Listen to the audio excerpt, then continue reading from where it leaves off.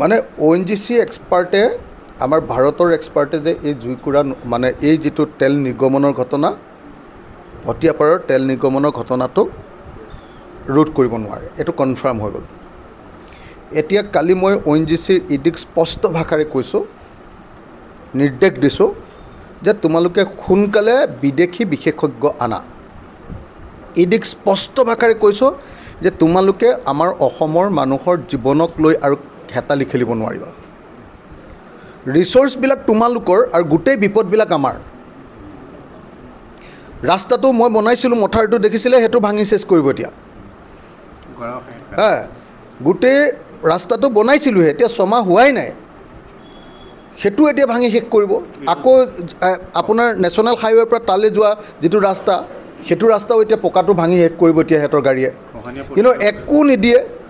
হ্যাঁ খহনীয়া প্ৰতিৰোধখিনিও কৰি দিলোঁ হেতু অঞ্চলত আপোনালোকে দেখিছে তেহেতৰ খাটটো বাচি গ'ল কিন্তু এতিয়া এই খাটটো যে বচাই দিলোঁ তাৰ বিনিময়ত এতিয়া আমাৰ গোটেই মানুহবিলাকৰ জীৱনেই বৰবাদ হৈ যাব এতিয়া সেইকাৰণে মই কালি অসমৰ মুখ্যমন্ত্ৰীক আকৌ এবাৰ কৈছিলোঁ ফোন কৰি কৈছোঁ তেখেতে ফোন কৰিছিলে মোলৈ মই তেখেতক স্পষ্ট ভাষাৰে কৈছোঁ যে অতি সোনকালে বিদেশী বিশেষজ্ঞ অনাৰ ব্যৱস্থা কৰিব লাগে তেখেতে কৈছিলে যে চেয়াৰমেনৰ লগত কালি মিটিং হ'ব সন্ধিয়া আবেলি মোৰ লগত কথা হৈছিলে মই কৈছোঁ যে বিদেশী বিশেষজ্ঞ নানিলে ONGCৰ এক্সপাৰ্টে নোৱাৰে আৰু মানুহ এনেকৈ জীৱনক হেতালি খেলি আমি এনেকৈ এৰি দিব নোৱাৰোঁ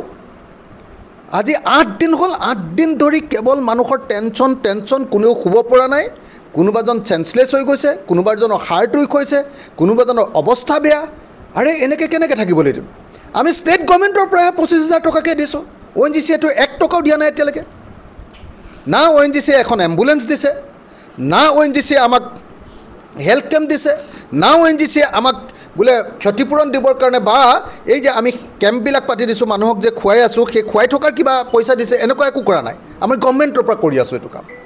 গতিকে ONGCক কালি মই ইডিক নিজে ফোন কৰি প্ৰায় আধা ঘণ্টা 45 মিনিট কথা পাতি স্পষ্টকৈ কৈছোঁ যে অতি সোনকালে বিদেশী বিশেষজ্ঞ আনিব লাগে তেখেতে কৈছে যে কালিৰ দিনটোতে তেওঁলোকে লিখিব আৰু পাছপোৰ্ট আৰু ভিছাৰ কাৰণে ভাৰত চৰকাৰৰ অনুমতি ল'ব আৰু 3 দিনমানৰ ভিতৰত বিদেশী এক্সপাৰ্ট আনিম বুলি কৈছে 3 দিন আমি নাজানো অতি সোনকালে বিদেশী এক্সপাৰ্ট আনিব লাগে আৰু আমাৰ অসমৰ মানুহক বচোৱাৰ ব্যৱস্থা কৰিব লাগে একদম SK পেট্ৰছৰ যিটো যি অৱহেলা তাৰ কাৰণে আজি এই ঘটনা ঘটিছে আৰু সেইকাৰণে তাৰ মালিক কি আগৰলা কৃষ্ণ আগৰলাক অতি সোনকালে গ্ৰেপ্তাৰ কৰাৰ ব্যৱস্থা কৰিব লাগে থ্যাংক ইউ